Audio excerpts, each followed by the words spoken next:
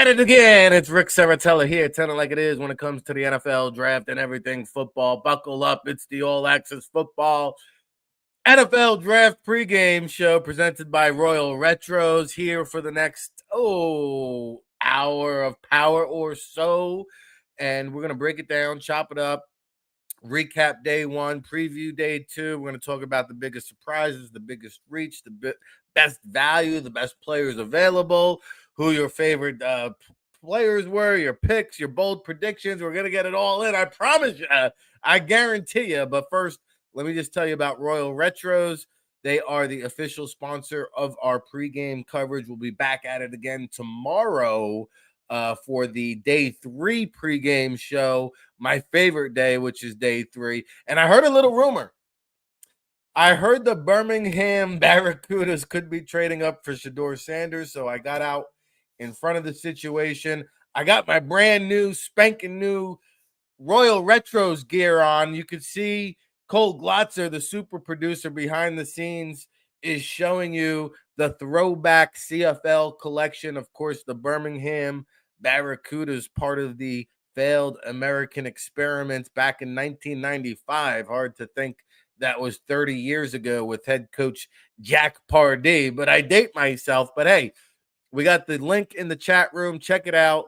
Use our promo code RIC10 to get 10% off the entire website. We also want to shout out Sports Management Worldwide for being a sponsor of the All Access Football newsletter all season long. We talk NFL draft, 365 year-round coverage of the NFL draft and everything pigskin. So go on over to the website. Check us out. We got the NFL Draft Bible. You can download it now. Over 500 scouting reports, medical, background, character, stats, measurements, interviews, anything you want, we got it.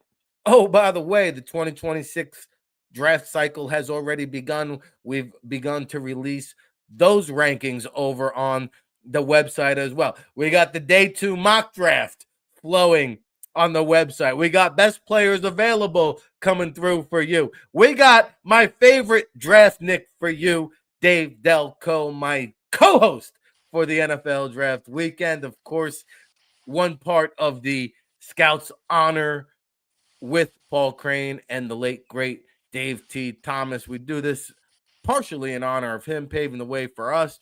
Dave Cole, Rick Serritella, breaking it down. Dave, Giants, G-Men, how we feeling today? Feeling good, Rick. We're excited for the meat and potatoes of the draft coming up here. Day two, day three is the bread and butter. It's when I have the most fun. I know you have the most fun. Day one is the pomp and circumstance, the red carpet, all the action, and the players in the green room, and all that. But we like the meat and potatoes. So excited about day two coming up here. And yeah, Giants had a pretty strong night. A lot of people think that they won the draft in the first night. Did some wheeling and dealing. Obviously, taking Abdul Carter was pretty much a lot going into things. Everybody expected that to happen.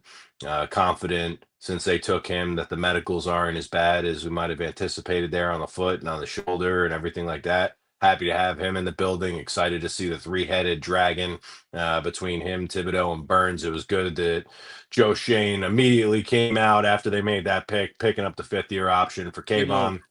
Great move. Love the PR save there. And then Jackson Dart. I like that, they traded up and they didn't give up too much. That was my biggest concern, was that they were going to try to leapfrog the Steelers. They were going to panic. They were going to give up a first next year, second next year.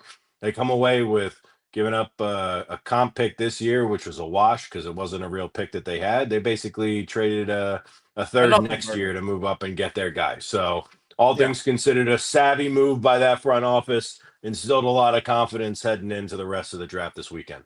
Yeah, nobody's even going to remember the compensatory pick they gave up. It's a nothing burger if Jackson Dart pans out. I will say this. We can debate all day long about who they should have taken as the quarterback, but we should have known when Joe Shane's son posted the highlight reel of Jackson Dart and then put his Instagram to private mode, we knew something was up. So Joe Shane came in with a plan. The Giants executed to a T. Kudos to them. they stole the show. And I was on Paul Dottino's show earlier this morning talking about it, breaking it down, chopping it up. You can catch it out on the newsletter. I put the link in there. But I did not know that Joe Shane's daughter attended Ole Miss. Right? Yeah, So a lot I of was watching inside that show intel with you and Paul this information, morning. Yeah. right? And No. then you get Yep. the Joe Judge connection, the Charlie Weiss Jr. connection. It all adds up. But Brian Daboll apparently started to fall in love at the Senior Bowl, which is where one of the previous regimes fell in love with Daniel Jones. It all starts at the Senior Bowl. You start to fall in love. And speaking of love, nobody in the NFL loves Shador Sanders. That much is clear. All the rumors and smoke we heard leading up to the draft evidently is true. I'll be the first to admit my number one quarterback on the big board. And you know what, Dave? Maybe I need to spend 15 minutes behind closed doors with Shador and my opinion will change. But to me, that was obviously a major storyline dominating day one. And one thing I will say, like, can we cut the crap with the legendary nonsense? Okay. Like, you didn't go in round one. You're not legendary. Okay. Let's just stop it right now with that. But I'm now hearing that the Cleveland Browns have no interest, Yep. that Shador could be waiting and hanging out a very long time in that custom house. His DJ could be playing music and spinning records for maybe 2 more days. What do you make of the Shador Sanders situation? How long will he be waiting today? And does he hear his name called? I'm not totally shocked by it. I didn't like the tweet by his father that came out later on that people are going to regret this and he's going to prove them wrong and all this. I think that's part of the baggage affiliated with selecting him. But look, I think the kid hasn't exactly been humble throughout this draft process. And that isn't something that you generally want to bring into a locker room. You got all these vets around. The quarterback needs to earn their respect. And I think this happened um, last year, the year before, with one of the quarterbacks where they tried to tell the rookie quarterback, hey, clean up the locker room. And he was like, it might have been Caleb Williams. And he was like, I'm not doing that. Like, you guys clean it up, just entitlement, which that generation has quite a bit of. It sounds like might be worse with Shador than people might have anticipated. And yeah, once you spend some time with him in an interview context, that you might find a little bit more of that out. But yeah, I wouldn't be surprised if he continued to slide throughout today. I wouldn't be surprised if Jalen Milrow goes before him today. I wouldn't be surprised if Tyler Shuck went before him today. The writing is on the wall with Shador. That much we can obviously detect from the fact that he didn't get any love. I mean, there were plenty of stops along the way in the first round where people were anticipating. Seemed like almost a lock he would go to Pittsburgh, and then they That throw was telling. everybody a curveball and take Derek Harmon. Nobody even traded up ahead of Pittsburgh as if there was a panic. So obviously, everybody knew that Pittsburgh wasn't as in love with him as the media might have been making it out to seem. I mean, Pittsburgh bypassing, I thought, was a telling situation. Let me ask you this, Dave: is it purely off the field character, entourage, baggage, or is some of this performance film not as good as we thought he was? I think it's a combination of the two. He holds on to the ball way too long in the pocket, as far as I'm concerned. I think he's got like good pocket awareness, but he dangles that ball out on the side. The level of competition conversation always comes into play with Shador, and he elevated a couple programs, but it wasn't like he was in the SEC. It's not like he was playing Michigan and Ohio State and all these other teams. So It was a one-win team when he stepped into Boulder. I mean, it's not they, to say they that were in he the didn't gutter. elevate the program. Of course, he elevated the program, but the level of competition was not that of a Jackson Dart, that of a Cam Ward, which are the guys that have gone so far. So I think, Yeah, but Jackson Dart, he lost the fourth quarter game to Kentucky.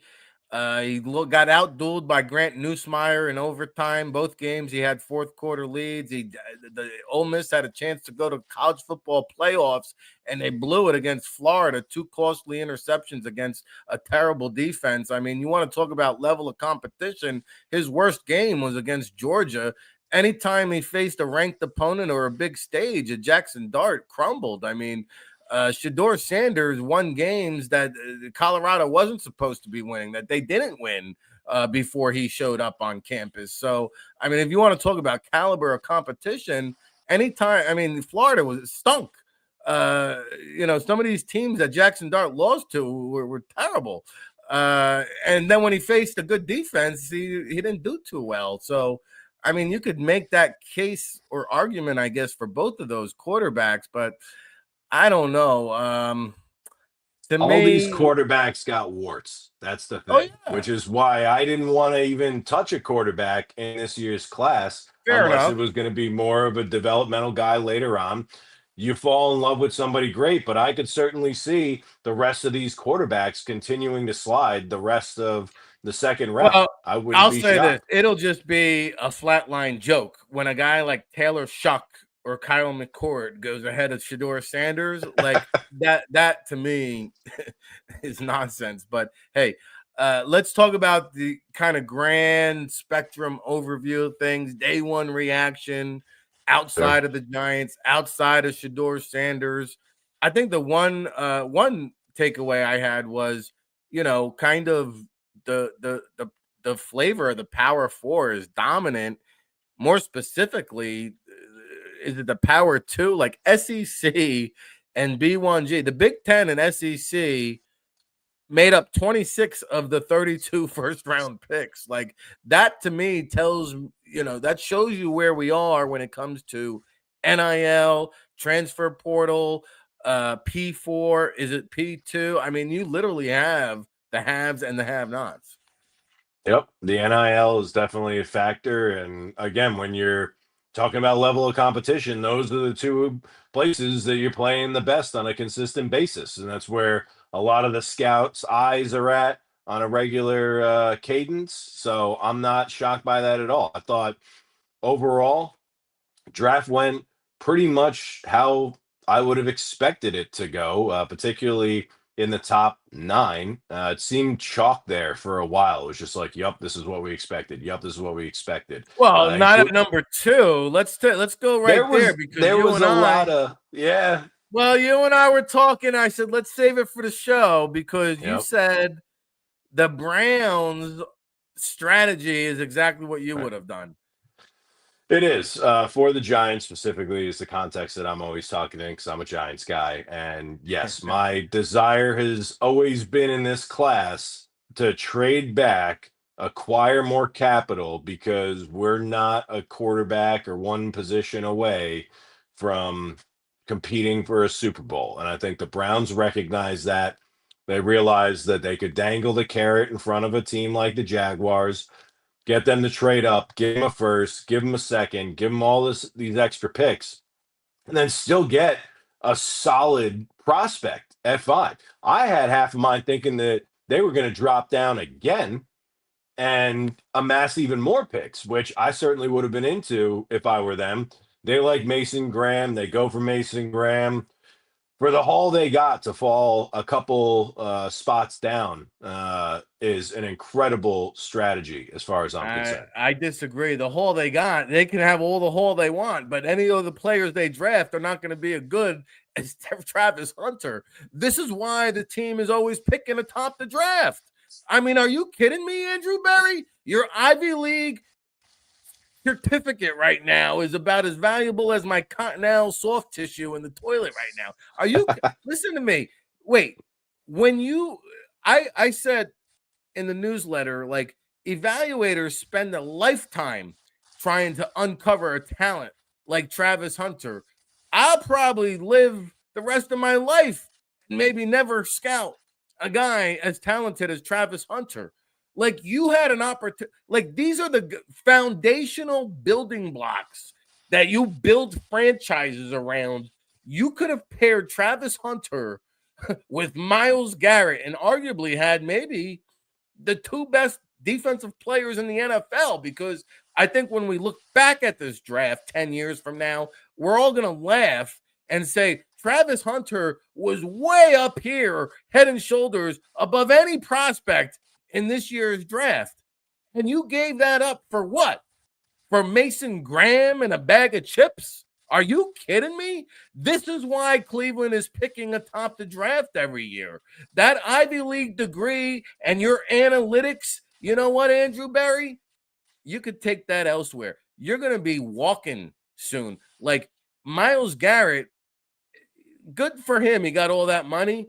Enjoy the misery, because the mistake by the lake is still in full effect. I am concerned about Travis Hunter's durability long term, the tread on the tires, and I think that that's probably what they were thinking as well. You get a safer play with Graham. Look, I'm not debating the fact that Travis Hunter is a special talent. He won a Heisman Trophy for a reason. I think he's better suited, less likely to get hurt as a wide receiver than a cornerback. If you could guarantee me that he wasn't going to get hurt his entire career, it's a different Anybody can get story. hurt. Anybody can Abdul get hurt, Carter's but got a foot and a shoulder. and I was concerned Anybody about can that get as hurt, well. I was, right? but again, this is where trading down, getting more picks, more swings of the bat. Agree to disagree, Rick, but getting me a bunch more. Swings It's at a not just a bat, but bag of but you chips. can get all the swings at a bat. You'll never find a prospect as good as Travis Hunter. I didn't want him in the first place. And it's not, I Mike didn't get back up. Soriano. First of all, Mike Soriano in the chat room. Rick, I lost all my money on Shador to the Giants. My kids now have no money for food. Fuck, man. I'm right there with you, Mikey. And that hurts, buddy. Hey, come on down the shore. We'll take care of you in Lavalette. Don't worry about it. You'll always have a place to sleep and eat here at the Jersey Shore, Mikey. Don't worry about that. I digress. Hey, Dave Delco, Rick Serritella, chopping it up, breaking it down. We're having a good time. We're having some fun. Day one reactions. Anything else that caught your attention on day one?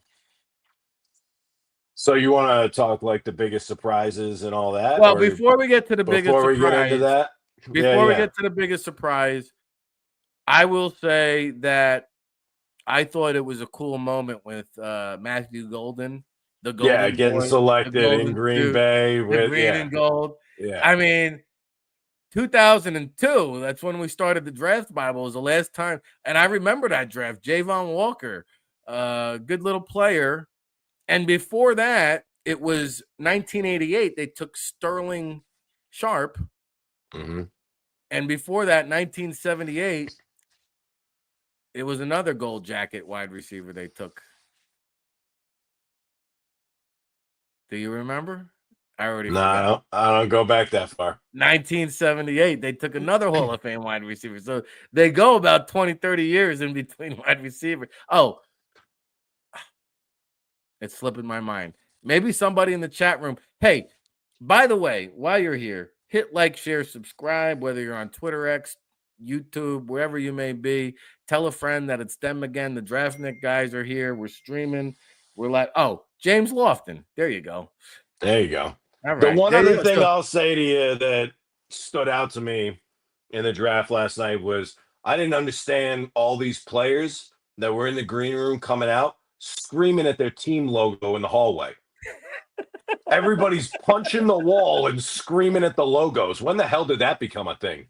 You know, I think that's part of the like producers behind the scenes. Like, yo, give us a moment, give us something to build up. They did something like that before with some kind of selfies, but you know, like it's gotten to the point where like outside of the World Cup and the Super Bowl, the NFL draft is the third largest sporting event that people tune into. Like I logged on to NFL Communications this morning, which is strictly for the media.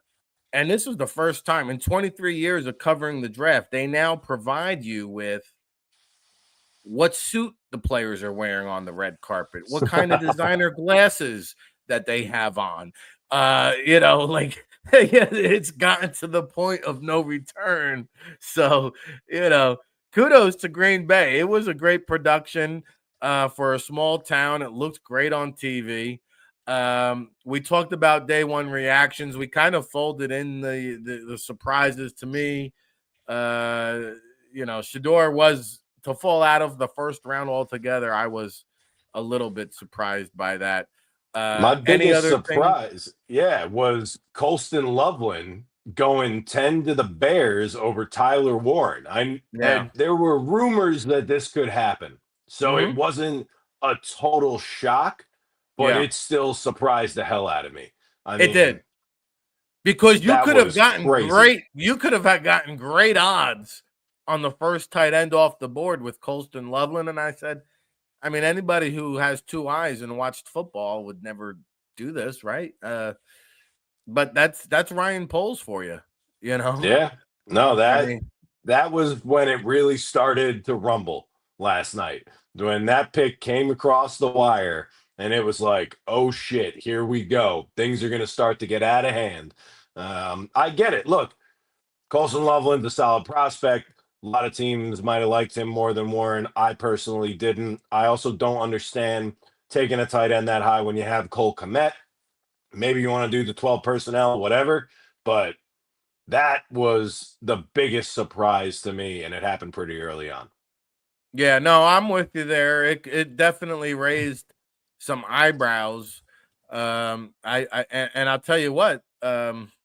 We'll get into the best value later on in the show, but I mean, I think that Loveland and Warren go hand in hand there. Before we get to the Yep. best value, though, how about a reach in your estimation there in the first round?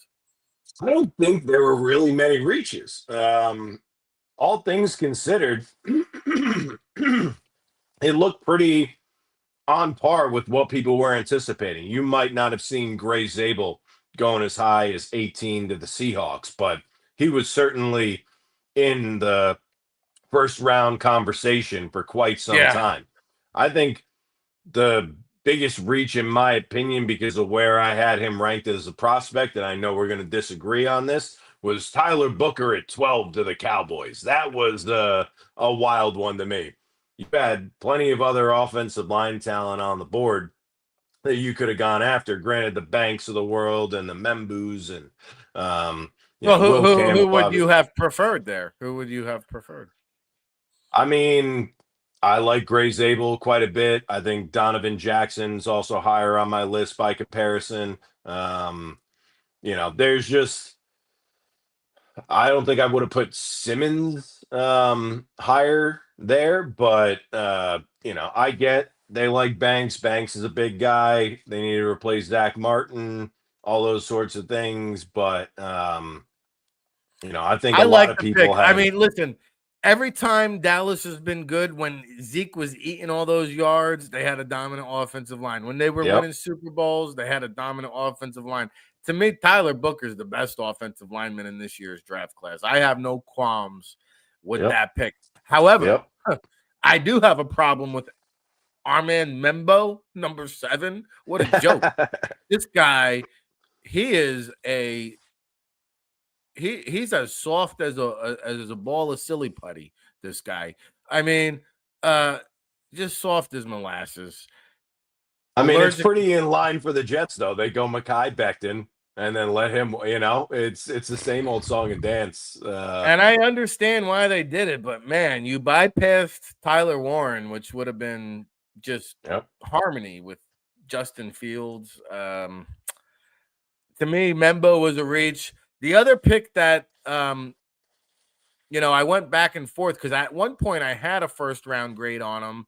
Then I actually dipped him to day 2 or day 3 because he's a 2-down player. I felt like Tyleek Williams out of Mm. Ohio State, but Detroit has gone outside the box before Yep. and has done well with it. So they get Yep. the pass, right? Like Yep. I trust what they're doing because they have they're unorthodox in their draft approach and they have certain traits that they've identified and done very well with it.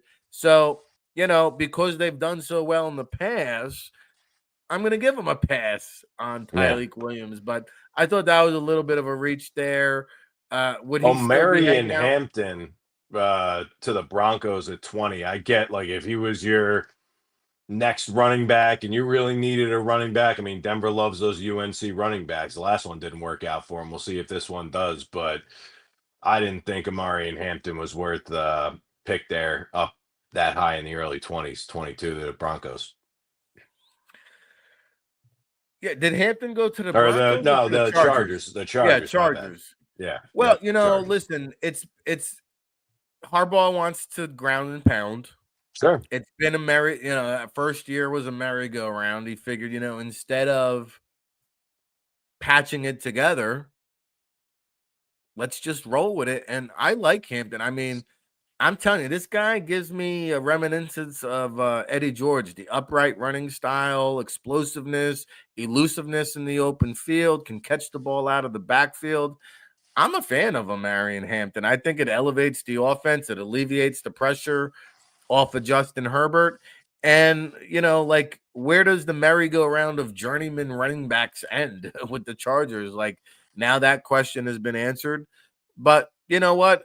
Could you have gotten a running back on day 2 or even day 3 that you could plug in there and be And as that's effective? the thing. Is I like, again, I understand. don't think any of these are really reaches in the grand scheme of thing. There was no pick last night where I was like, holy shit, that was Right. a reach, But Yeah. if we're playing the game of what could be considered a reach, that would be one that I would lob up into the conversation. All right, last one for day 1 before we get on to day 2. We're counting you down. Dave Del Cole, Rick Serritella, breaking it down, chopping it up. And so best value, you mentioned Colston Loveland. Well, Tyler Warren fell right into the laps to the Indianapolis Colts at 14. I can't imagine a better dream scenario. Chris Ballard Seriously. is at Yep. somewhere drinking Mai Tais in the Doing facility, backflips. in the back room, champagne room of in Indianapolis right now. But to me, that was the best value from day 1. How did you see it, Dave? And I hope they let him wear the 44 in Indianapolis as well. Yeah, Dallas Clark, is that number retired or? I don't know. It might be. Probably should I don't be. But recall it being if retired. I it's know he's not, revered. he should be wearing the 44 still. I'd love to see that. He deserves that. But Yeah. my best value, and it was also the one moment that I was the most furious last night, was my main man, Jahad Campbell, going to the Eagles. I mean, holy shit. I expected him to drop. I thought he could potentially even slide into the top of the second round because a lot of these linebackers continue to cascade down draft boards year after year because Right. there isn't as much of an emphasis put on that position for whatever reason.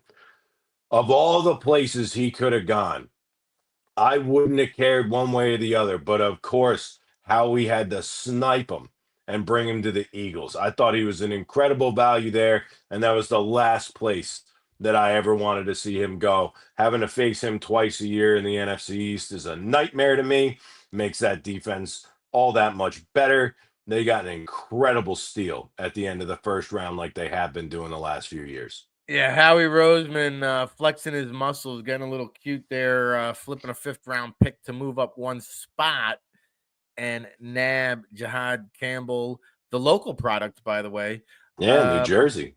Yep. Yeah, so I mean, listen, it's a long-term vision because Nakobe Dean coming off injury, Jahad Campbell coming off injury, and neither one of those guys are likely to be ready for training camp. But there's a vision, and we have a vision for the second segment. We're going to go over best players available, day 2 mock draft scenarios, who's our favorite day 2 prospects. We'll have some more bold predictions for you here on the All Access Football NFL Draft Day 2 pregame show. It's presented by Royal Retros, the king of throwback. I got my Birmingham Barracudas shirt on.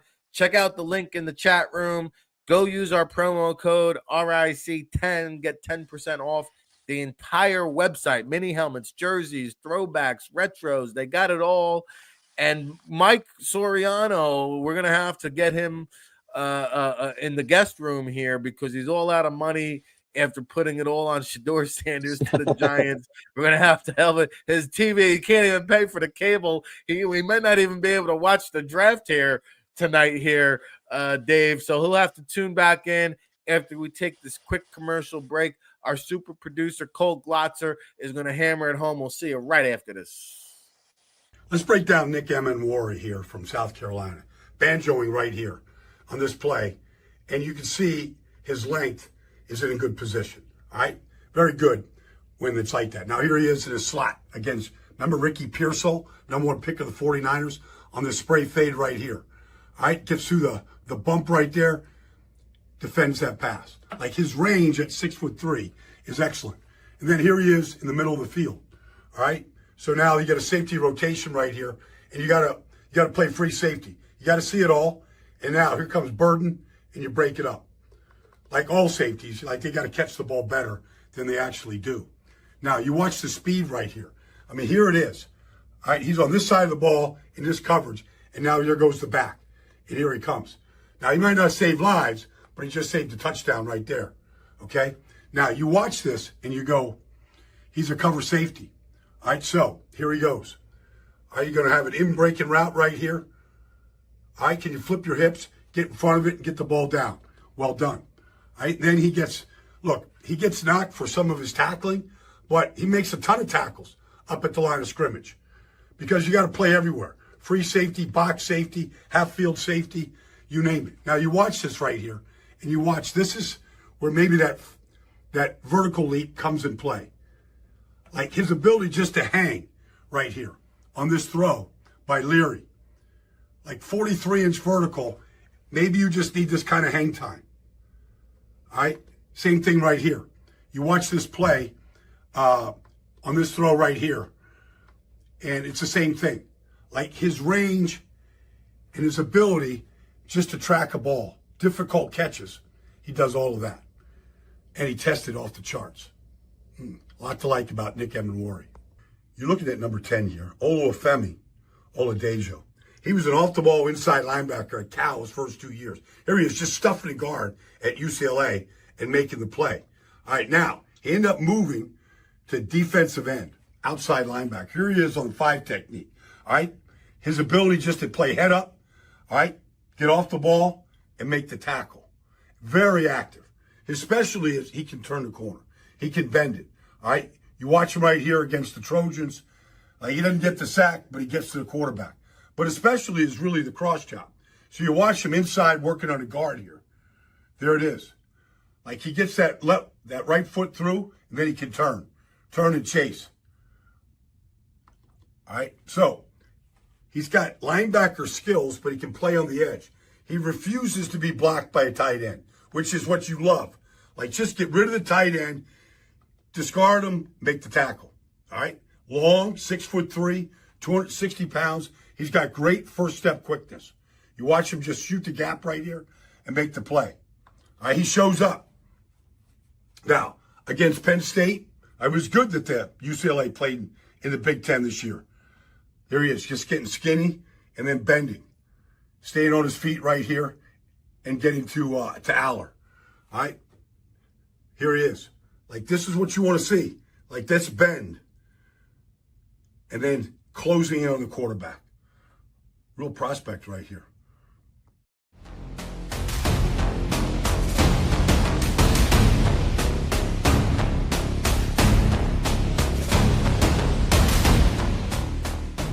Back at it again, Rick Serritella, RIC, and the place to be, telling it like it is when it comes to the NFL draft and everything pigskin. Hey, check out the allaccessfootball.com website. You can still go there and get the NFL Draft Bible.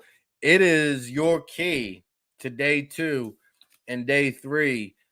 355 pages of intel information. There's no pictures, folks. It's just data. It's scouting reports. It's intel. It's background. It's medical. It's stats.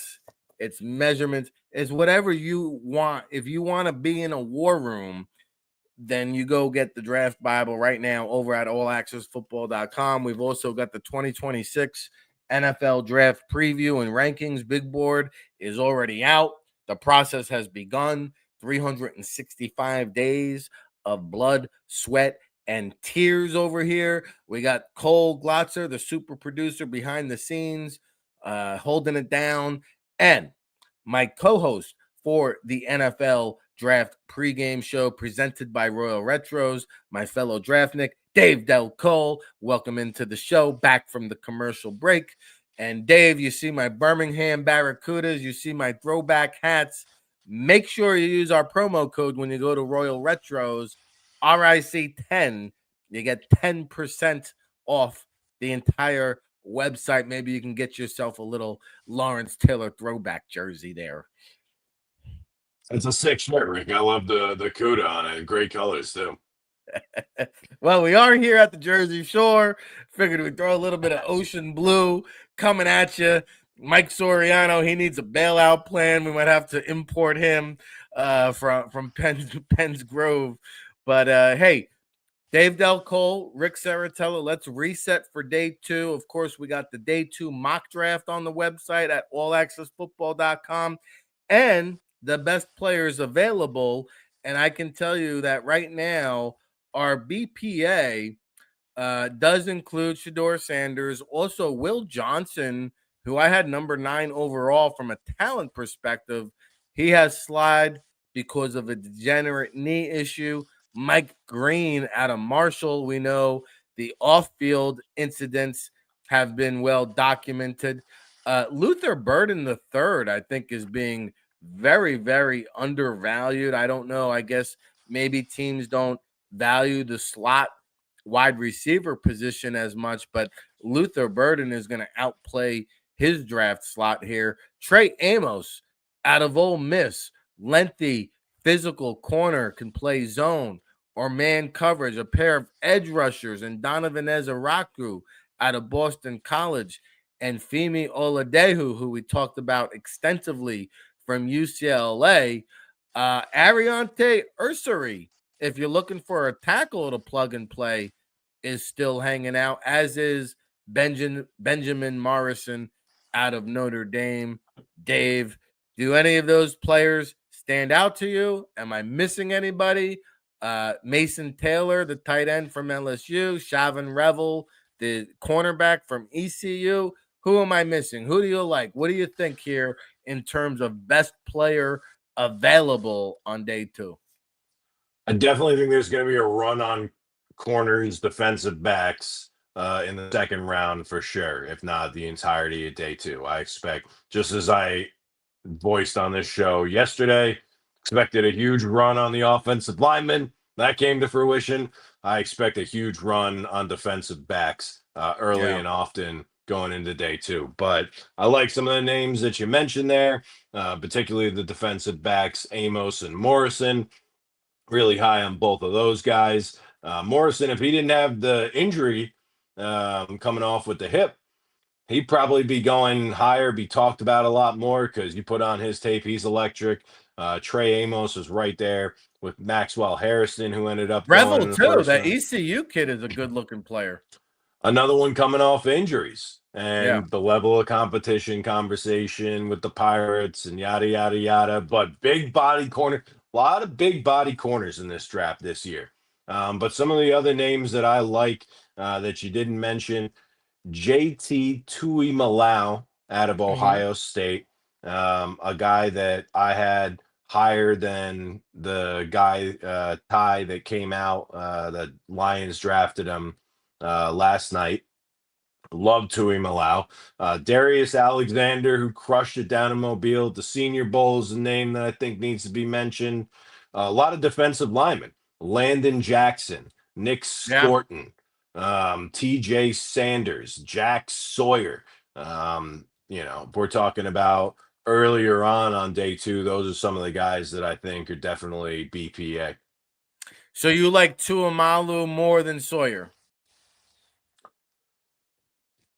It's a tough one, but probably, yeah. Fair enough. Also, Drew Kendall, our number 1 rated center, also plug and play potential starter. Jared Wilson, another one out of the Georgia program, center, highly regarded as potentially Yes. the number one center in the draft, depending on where you had Gray Zabel at the various positions that he could account for. But Okay. he's another one. I like this kid, Joshua Farmer. I said on the Yep. Paul Dottino show that would be the ideal pick. Giants picking 65, first pick in a third round. I don't know if he lasts that long, but also Cam Jackson out of Florida is a guy that really impresses me. How about Nick Anmanwari? What do you make of that guy? You mentioned the defensive backs, Azariah Thomas, Florida State. I mean, the secondary is going to be a lot of value here on day 2. It certainly is. Emmanuel is. I'm concerned about where his position is going to fit. He's built like a linebacker, but he plays safety. And is that going to translate? It kind of gives me the old Isaiah Simmons concern of where's the right home for him. He's got to land in the proper position, in the proper scheme that utilizes his skill set in a way that is perfect for his plan of attack. Hopefully he finds that and he excels. I mean, obviously crushed it in the pre-draft process leading up with the athletic testing and everything like that. So the skill set is there. Whether a team is going to be able to utilize him in a way that exploits it properly is a different conversation. You know, Dave, I watched Cam Skattebo run through, over, around that Texas Longhorns defense in the college football playoff. Is he a round 2, a round 3, or a day 3 prospect, in your opinion? To me, he is a round 3 prospect. I love Cam Skattebo. I wish nothing but the best for Cam Skattebo. There's a lot of back and forth on him. I've seen him as high as the 2nd. I've seen him as low as the 5th. So it's really just a matter of, do you think that he's going to be able to handle the workload? How much tread's left on the tires with him? One thing that concerns me about him, and I like him just as much as the next guy, I'm a huge advocate for him, but when you take the hits that he took in college and you look for those hits, and that's a big part of your game, you are exhausting your body in a way that when you're young and in your early 20s, you're not going to feel too much, but give them 3, 4, 5 more years, and all of a sudden that wear and tear is really going. This is like Leonard Fournette, playoff Lenny comes out and was a bruiser coming out of LSU. Yeah. Bowling ball trucking everybody, and how fast did that wear off for him? So I think that's the concern that I have around Skattebo more than anything. He gives me Ahmad Bradshaw vibes if we're talking Giants, and I love that about him. But Ahmad Bradshaw is another one that started to fall apart at the seams. He needed how many screws and pins and everything. He did his job rookie season. He did his job on his way to the Super Bowl, right? I mean, he certainly did, but it's a timing thing, right? So yeah, if you put Cam Skattebo with a team that is a run, you put him on the Chiefs or something like that, Yeah. Wow, sure. 100%. That's exactly what they need. They've lost. Pacheco's another one. Comes out, dominates, falls apart. So if you're looking for somebody that you need a solid 3, 4 years out of to run tenaciously and be a pivotal part of your backfield rotation, he's a great fit. But I'm concerned about the longevity with him, as unfortunate as that may be. I had him going number 70 to Jacksonville. What do you think? Sure. Yeah. No, I mean, they certainly need a running back. You pair him with Travis Brian Hunter, Thomas, just changed the whole identity. That's again, you want to be able to scare the shit out of your opponent. And if I'm a defensive coordinator and I've got to stop Brian Thomas, I've got to stop Travis Hunter, and then I got Cam Skattebo coming at me, I don't want to see that. Defensive backs are going to be quaking in their boots. So it's certainly decisions. Sure. Yeah, oh man, all right, I'm in a zone scheme. I got to let Travis Hunter, Brian Thomas run by me, and then I got to try to lay the wood on Cam Skattebo. Good luck with that, bud. All right, Dave Del Cole, Rick Serritella chopping it up, breaking it down here on the 2025 NFL Draft pregame show, day 2 edition. It's presented by Royal Retros, the King of Throwback. Make sure you check out the link in the chat room. Use that affiliate link. Go to the website, RIC10. Save 10% on the entire website. While you're hanging out with us, check out allaccessfootball.com. We're experiencing content overload at the moment. So please bear with us while we bang you and bop you over the head with our 2026 NFL draft rankings and preview. We just can't stop. We don't know how to stop. We are on the Vibrant tip here on this Friday edition, this Football Friday, April 25th, 2025 edition. So let's talk about mock draft scenarios here. At the top of day 2, the Cleveland Browns have the 33rd and 36th overall pick, Dave. In between them will be the Houston Texans and Tennessee Titans. I'm thinking that the Browns have to rebuild this backfield. And while it sounds like it won't be Shador Sanders, I would have to imagine that they're at least considering a quarterback, maybe Tyler Shuck or Jalen Milrow.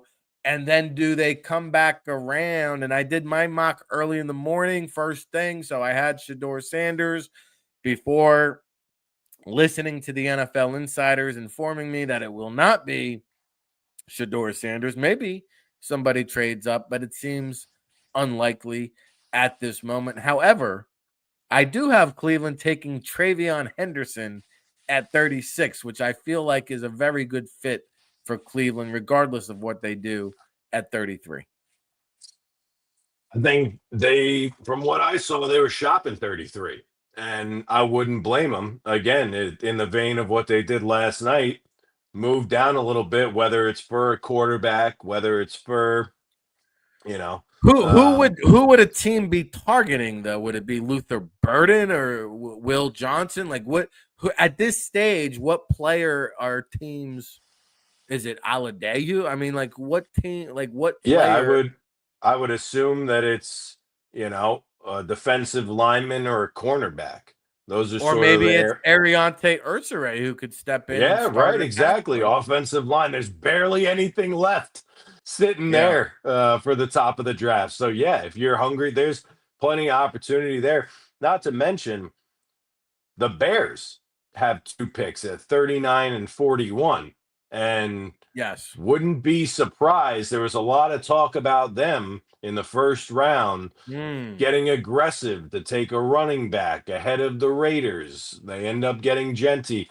The Jaguars moved out of that 5th spot, which was the spot that the Bears were talking about going there. Maybe they called Cleveland, said, hey, Cleveland, we'd love to come up. Cleveland said, take a hike. We're getting our guy Mason Graham, but the Bears want to try to wheel and deal again with Cleveland tonight to get up to the top of the second round. There's always a lot of activity at the beginning of the second. Yeah, well, hey, Travion Henderson would look pretty good as a 1-2 punch with DeAndre Swift in that Chicago backfield. I actually have, if they stay put, I have them taking Will Johnson at 39 and Mike Green at 41. Wouldn't those be 2 major pieces to add?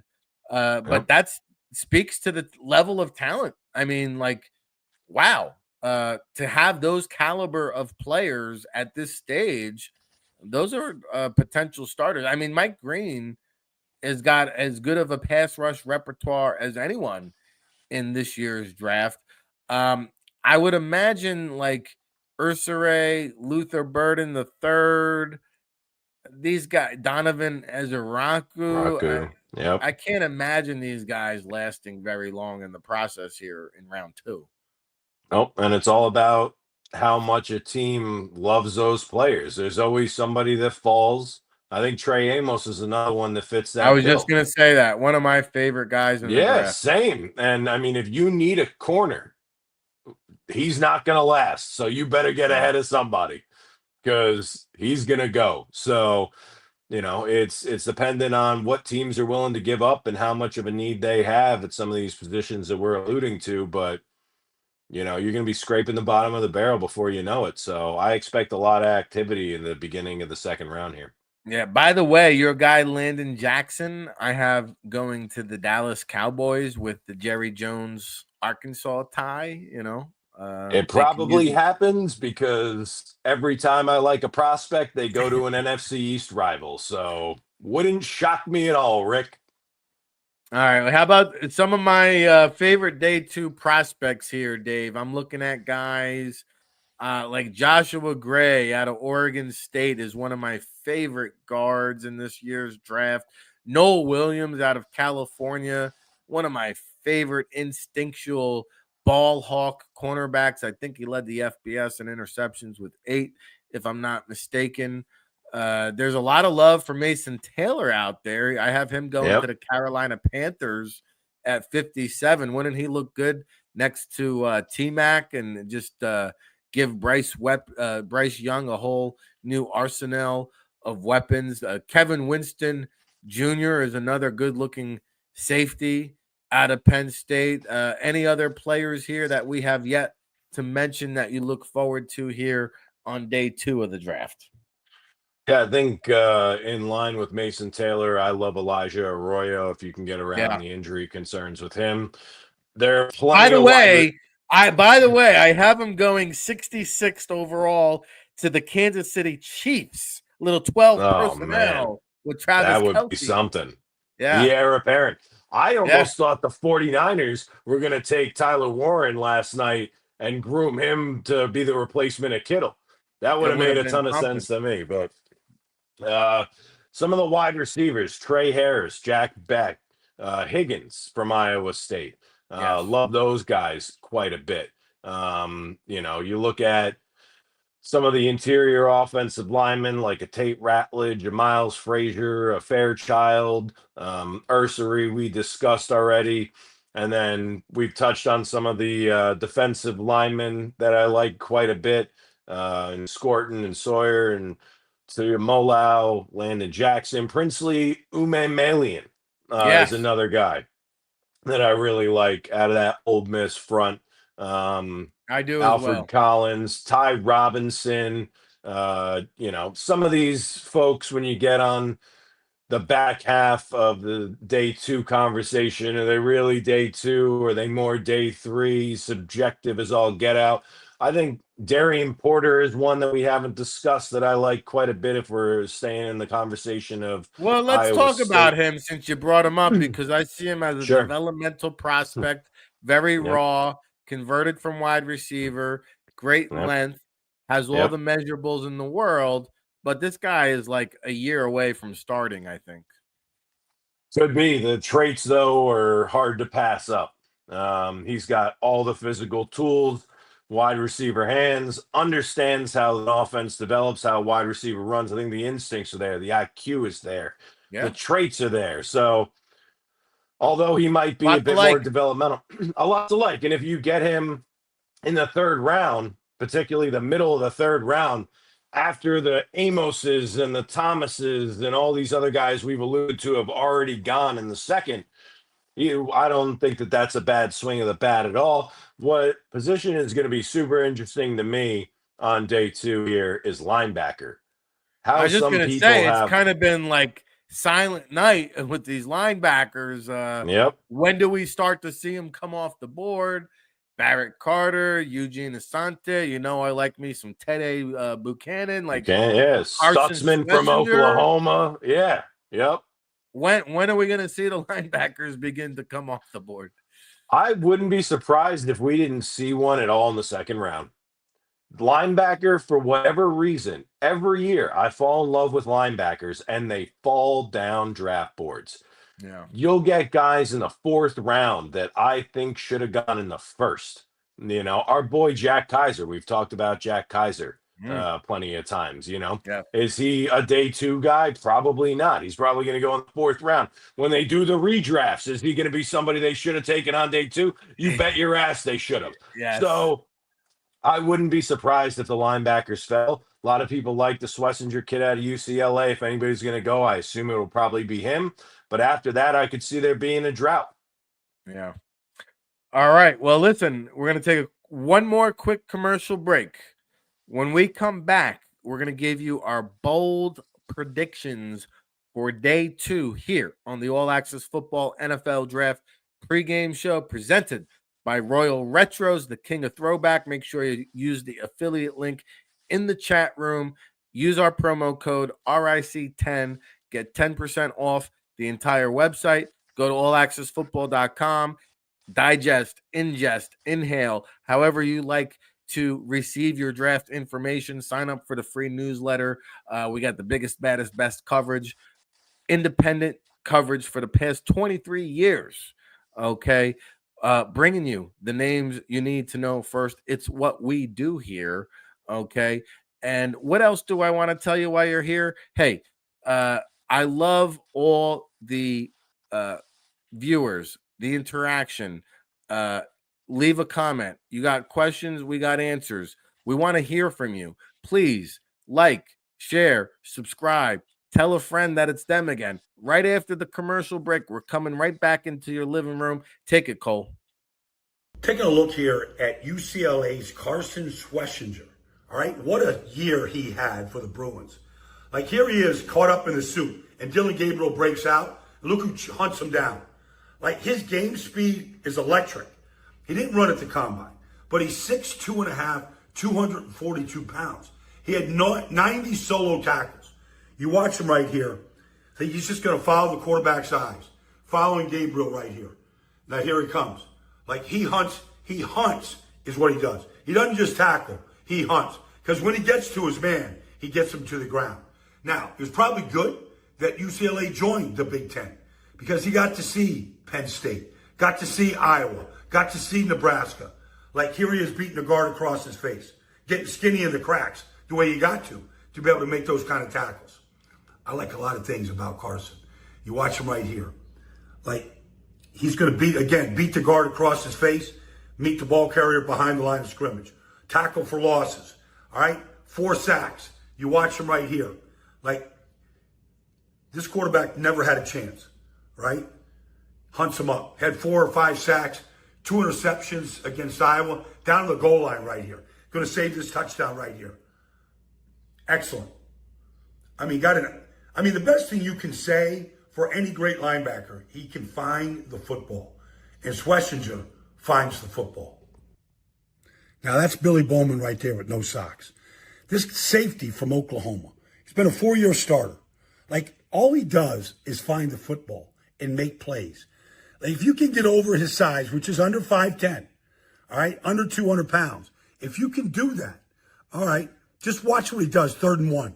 Like, bam, just takes guys right off their feet and stuffs them one time after another, whether it's short yardage or whether it's any kind of a short yardage play. Like, here he is. He looks like he's in coverage on the tight end. Tight end staying in the block. Now he's going to find work.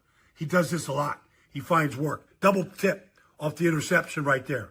He's got 11 career interceptions. He finds the football. And he's a tackling machine. Remember, like, that 3rd and 1? Well, it doesn't matter where it is on the field.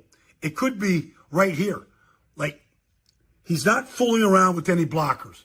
All right? On the perimeter game, get up. He's just going to get rid of them. He's going to make the open field tackle. Like, one after another. Down on the goal line. All right, here he is. All right, Auburn, 4th and 1. At the 1, here he is. Like, here's the tackle. Bam, all he does is just make splattering tackles. Splatters guys.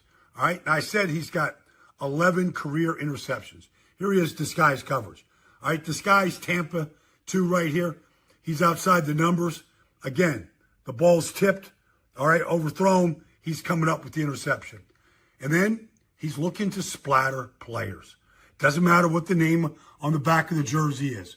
You watch him right here in the middle of the field, and Luther Burden is going to take this ball right here. Talented wide receiver. He's getting everybody lined up, and he can't wait. He can't wait to sprint and blow Luther Burden up. Send him right into the Gatorade bucket. That's what he does. Like, that guy is an enforcer.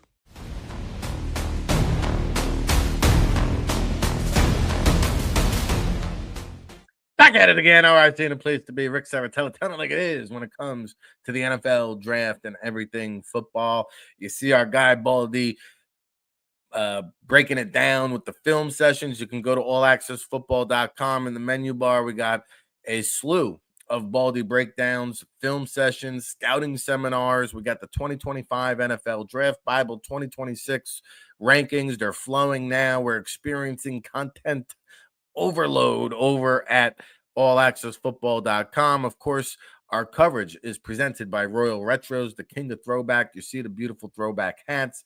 You see the Birmingham Barracuda shirt. Go to Royal Retros. Check out all their throwback collections. Use our promo code RSC10 and save 10% off the entire website. And we have bold predictions here to do that. My co-host throughout the weekend, Dave Del Cole, part of the Scouts Honor podcast, Paul Crane, the late, great Dave T. Thomas. And one thing we did not discuss, Dave, I see here Roger Goodell had mentioned on the Pat McAfee show, as a matter of fact, appropriately so, considering his condition last night, that we should shorten the draft by 30%, specifically in round one, shortening the length of time between picks from 10 minutes down to 7 minutes, with an option to exercise an extra 2 minutes if needed once per draft. This would reduce the first round by about an hour and a half. I'm an advocate of this, actually. I think there's way too much time in between picks. I would love to see the draft time shortened, and Goodell won't be as so saucy by the end of the night. He'll actually be able to speak properly. Your thoughts? Yeah, I wouldn't be opposed to it. It grinds my gears, particularly at the top, when you got the Titans sitting there for like 5 minutes. It's like, okay, guys, we all know you're taking Cam Ward. Quit pussyfooting around here and just make the damn selection. Let's get this thing on the road. So yeah, I think 10 minutes is way too long, particularly in the first round. You've had so much time to decipher what you're going to do. And again, most of the top 10 picks went chalk. So why we're all dilly-dallying, waiting around, trying to figure out, oh, are we going to do this? Oh, are we going to do that? And I get they need the ad dollars or the commercial breaks in between all the shows, and that's all well and good for them. They turn this monstrosity into a money grab. That's all well and good. The NFL obviously doesn't have enough money. They need to keep making more. So I get that, but it is encouraging to hear that they might drill down on the time a little bit. Yeah, we can make it shorter than the Super Bowl. I think that. All right, Rick Serritella, Dave Del Cole, breaking it down, chopping it up. We gave you day one reaction, biggest surprises, best value, biggest reaches. We did a little day two preview, best players available, mock draft scenarios, favorite guys hanging out. Give me a bold prediction here to end the show on, Dave. So I'll give you a couple bold predictions. And granted, these are out there. So that's why they're bold, right? First off, Will Johnson falls out of the second round. With the way that he got no love last night, the injury bug must be such a concern for him. He's probably off a lot of people's boards. There's questions around, is he going to be able to play again? And if so, at what capacity?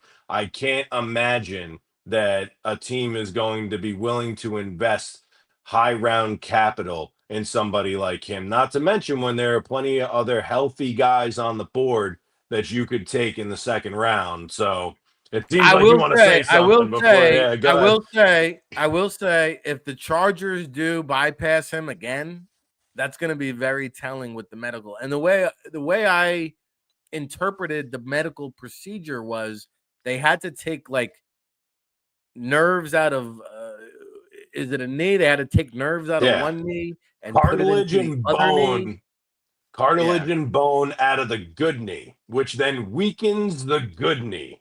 Yeah. In the hopes that it takes to regenerate growth in the bad knee. And there's no guarantee that happens. If he would have came through the draft process and ran, it's a different story because then it's like, okay, we see what we got. Avoiding that entirely when this Yeah, surgery happened in 2023 does not bode well for the likelihood that he's going to have a successful NFL career. So, as much as I don't want to see it, it's certainly something that I anticipate could happen.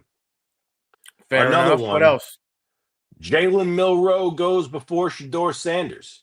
Might say that's not too bold, but the way that everybody was talking about Shador Sanders going in the first round and Jalen Milroe potentially going in the third, I could see that certainly playing out. Much higher upside, bigger ceiling, I would guess, with Jalen Milroe at this point by comparison to Shador.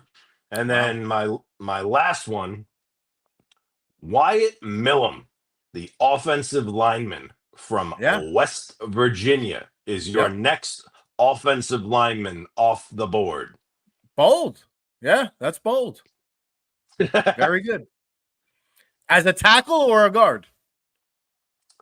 I think you can play either. It's up to the team on what they want. I think more often than not, they're going to probably slot him in at guard, but I wouldn't be opposed to playing him at tackle. Very good. Well, I have only one bold prediction, and it's bold. it's like Keystone Bitter Beer face bold, right? So Yep. you said Jalen Milroe ahead of Shador Sanders. And about a week or two ago, I sat here and said Shador Sanders would go number 3. I'm now saying that Shador Sanders is going to have to wait until day 3 Yep. to hear his name called. I could see it, man. I could see it. I wouldn't I be think you're surprised. going to hear Milroe. You're going to hear Tyler Shuck. You're going to Yep. hear Kyle McCord. You're going to hear Yep. Will Howard all come off the board before Shador Sanders. And oh, by the way, you're probably going to hear Kirk Cousins get traded before you hear Shador Sanders get drafted. And maybe I do got another bold take in me, Dave Del Cole. You might even hear Will Levis's name get traded before Wow.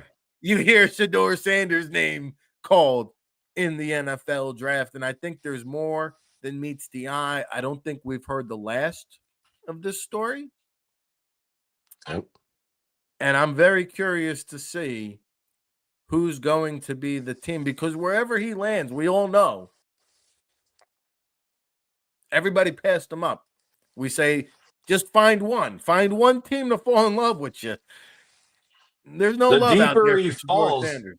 the bigger the media frenzy is going to be in the preseason for whatever team takes them. So there's also that. It's definitely amplified quite a bit. The PR that you're going to have to deal with the later and later that he falls. So I wouldn't be surprised at all if he continued to fall. My thing is, at what point do they smash that camera they got in that house they got going? Because they kept cutting to him all last night, and I felt bad for the kid at a certain point because he's joking around with everybody and hanging Well, he out and brought it trying to upon be a good. himself, and like He freestyling or did. rapping or whatever the heck you call that at the end of the night. Like Mhm. enough is enough. Yep. Like let's kill the act. Turning into guys. a circus. They are proving the case right before our very eyes. I can promise you this, though. Dave Del Cole, Rick Serritella, we will be on the case tomorrow, bright and early, sunshine, 10 a.m. Eastern. We're kicking off the 2025 All Access Football NFL Draft pregame show, day 3 edition, presented by Royal Retros. It's all going down tomorrow. We're going to do it just like we did it today. We're going to recap day 2. We're going to preview our favorite day, which is day 3.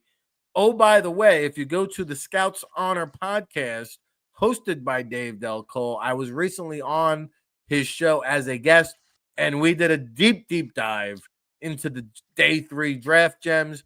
You can go and listen to that. It's also posted on the allaccessfootball.com website, where you can download the 2025 NFL Draft Bible. You can gain access to our 2026 NFL draft rankings. You could explore more Baldy breakdown film sessions. We've got scouting seminars. We've got just information flowing like the Hudson River here, separating Dave and myself. So listen, buckle up.